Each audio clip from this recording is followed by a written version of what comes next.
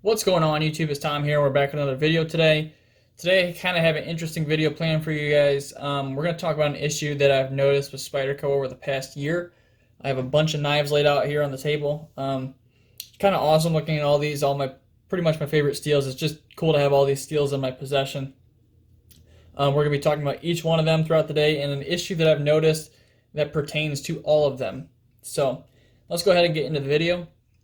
First and foremost, I want to say that Spyderco is my favorite knife brand, hands down. I've owned more of them than anything else, and I love all the steel options they provide for people like myself and people that just enjoy steel to begin with. I've noticed over the past year or so that the newer sprints have been softer than the previous runs in the same steel. So anything that they've ran previously and they're bringing out for another run, whether it be a dealer exclusive or just another rerun of the sprint, it tends to be softer every time. At first, it kind of seemed like a fluke, maybe it was an accident. And the first one I saw that on was Crewwear. I just didn't really think a whole lot of it. It was a little disappointing at the time. But now, as we've seen more sprints come out, I've noticed that this is kind of a pattern. And I kind of want to talk about that.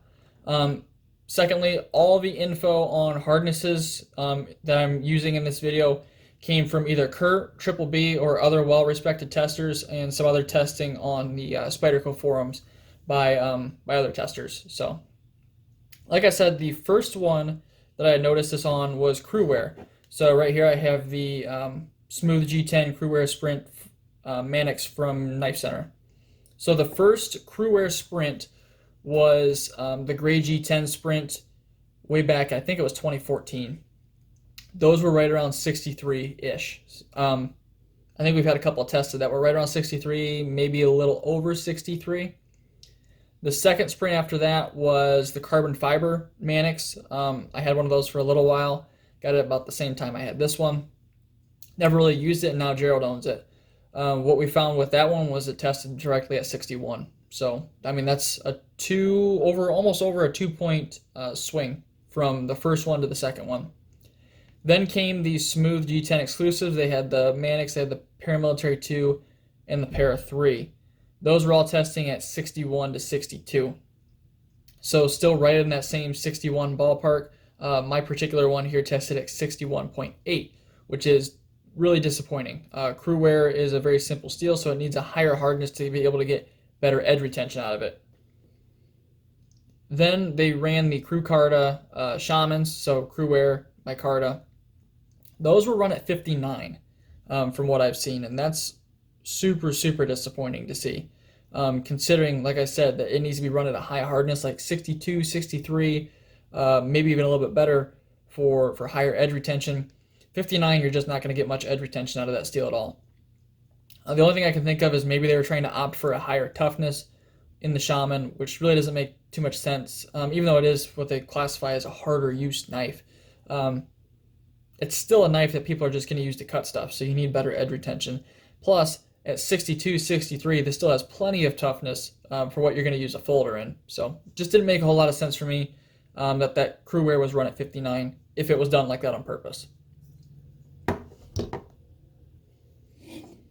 Next we have K390. So this is probably my newest knife to the collection. You guys just saw in my last video, K390 PM2. So the first time we ever saw K390, it was run on a Police 4. You were seeing most of those 65 or so, 65, maybe 66, I think, on one of them that Kurt tested. I have in the notes here, though, I pulled some of this from Gerald's spreadsheet. And the one he has in his spreadsheet is listed at 65.4. So we're going to use that number. Most of these PM2s, when they were tested, and Para 3s, you were seeing at 63 to 63.5. So again, 2 points lower. Very disappointing. The only thing I can think that made a difference in these two is that the Police 4 is a Secchi model, Secchi City. This is a golden model. Maybe the Secchi factory uses a different heat treat protocol. Doesn't make a whole lot of sense to me because Spyderco is still the company controlling both of them. So you would think that they'd use the same protocol, but maybe they didn't. Maybe Secchi does its own heat treat protocol on K390. We'll find out for sure on the upcoming Seki K390 runs for the Endura family. Those have been rumored for, probably close to a year now. They have been confirmed that they are coming, and the last thing I knew, they were going to be a production model just like ZDP. So that will be telling to see if it was just a difference in heat treat protocol from the two, or if Spyderco is just running them softer now. So disappointed in K390. Still performs well, as you guys saw in the last video, but could perform a lot better. The next one that I noticed that had some differing hardness is 10V. So that one is another recent sprint. So this 10V PM2 from River's Edge Cutlery. The first time Spyderco ran 10V, and the only time before this, was in the K2. Those were being run right around 64. So 64 is a darn good hardness to aim for with 10V. Obviously it can get a little bit harder, but for being done in a production capacity, 64 was stellar. So what we were seeing from these PM2s though is they're testing anywhere from like 62 to the mid 64s. So if you got one that's 64, great, you got a great performer more than likely.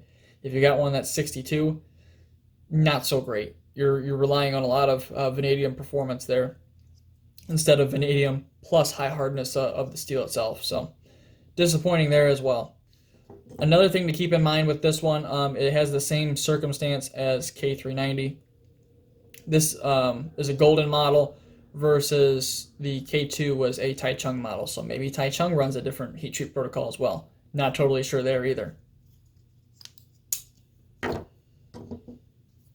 Next, we have the 4V Mannix here.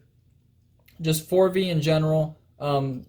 Obviously, the only time this has been run is from St. Nick's Knives, and then they do Freydon Lock Company had their own exclusive as well. But those have been pretty recent sprints in the past year or less. So what you were seeing from the St. Nick's exclusives and the Freydon Lock exclusive for the Para 3, the Shaman, and the Mannix. I'm not sure about the Little Native from St. Nick's, but what you were seeing was 64 to 65 pretty consistently. Almost everyone that got tested was 64 to 65. That changed when St. Nick's just dropped their PM2. Alex Steingraber tested his 3 times, and it averaged out to 62.5, which is very disappointing, considering that 4V is a tough steel that can be run harder than like what 3V can. Has a little bit extra vanadium to give you more edge retention. So what you're getting is a tough steel with really, really nice edge retention if it's run hard. At 62.5, it's not going to have much edge retention to it whatsoever.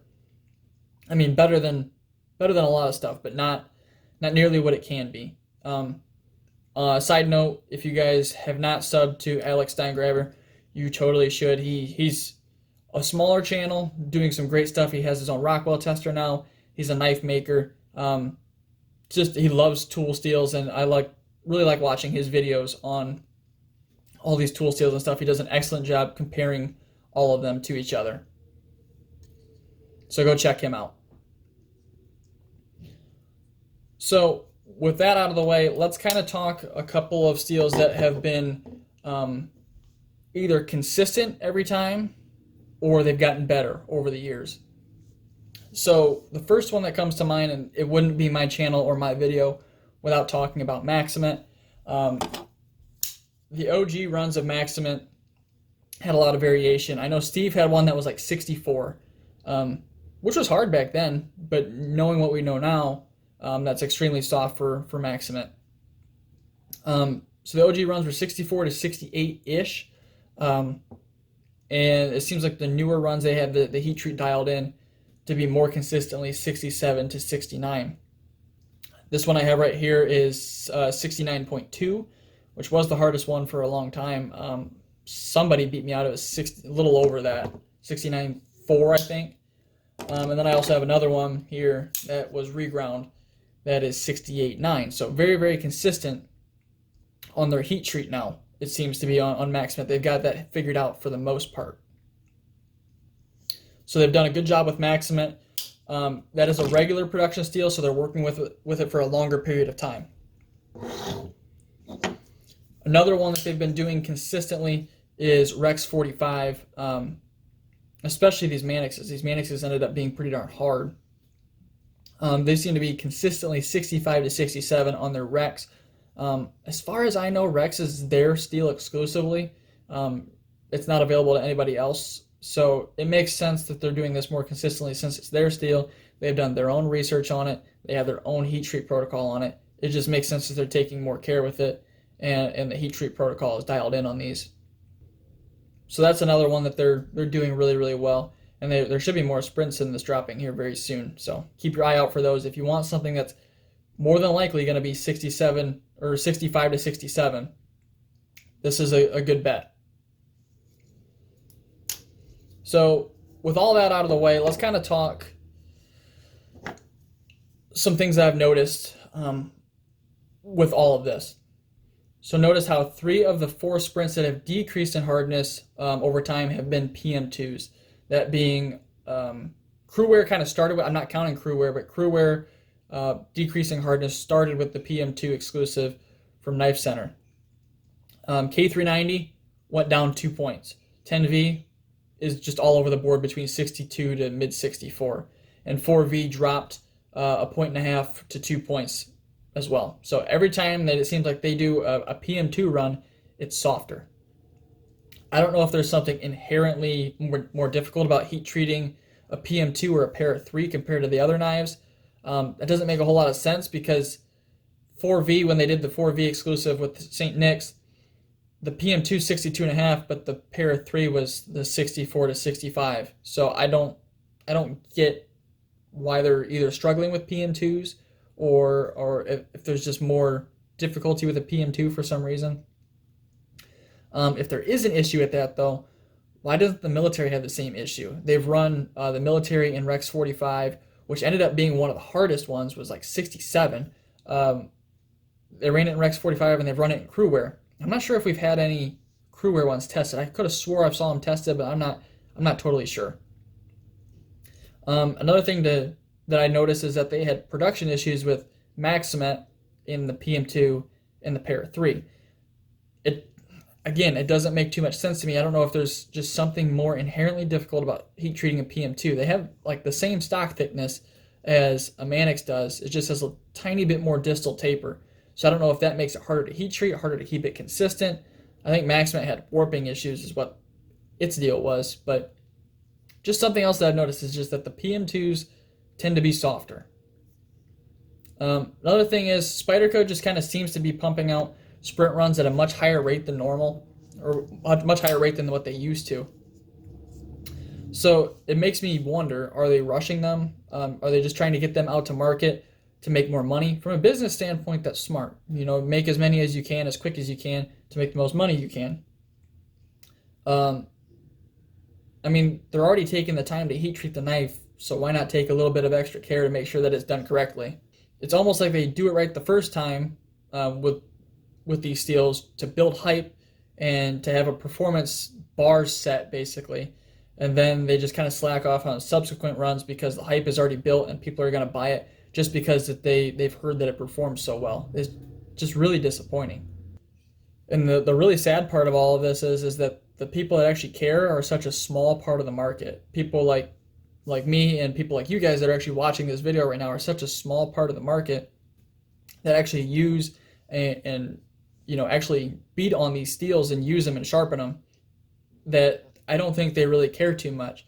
The sad truth is that most of these sprint steels are just going to end up in a safe somewhere, or just being in a collection or just held onto for resale value rather than being used. So those people don't care if it's 63 or 65, So something I want to clarify is that knowing all this now and seeing this pattern, it's not going to stop me from buying the sprints that I'm interested in. It's still awesome that Spyderco offers these exotic steels and gets them into the hands of everyday users. It just makes me question the performance that I'll be getting. I've said it before in the M390 video, and I left M390 out of this because it seems to be all over the board from 58 to like 62.5. We've seen the issue throughout the industry, though. It's not just a Spyderco issue. But I've said it before that if you want maximum performance out of a steel, you just need to go to a custom maker like Triple B or Roman and have them make you a knife in the steel that you'd like, and heat treat it to the best of their capabilities to get maximum performance out of it. The simple fact is you're just not going to get it out of a production knife. You'll get a good 50 to 75% of it, but you're not going to get 100% of the performance that it's capable of. So I think that's going to do it for me, guys. What are your guys' thoughts on this? Is it a big deal to you when you're buying a Sprint, now that you guys kind of see this pattern, or is it not really an issue for you and you just want to test these exotic steels in any way, shape, or form that you can? So just let me know down in the comments. I'm curious to see what your guys' thoughts are on it. With all that being said, guys, that's going to do it. As always, thank you so much for watching. Have a great day.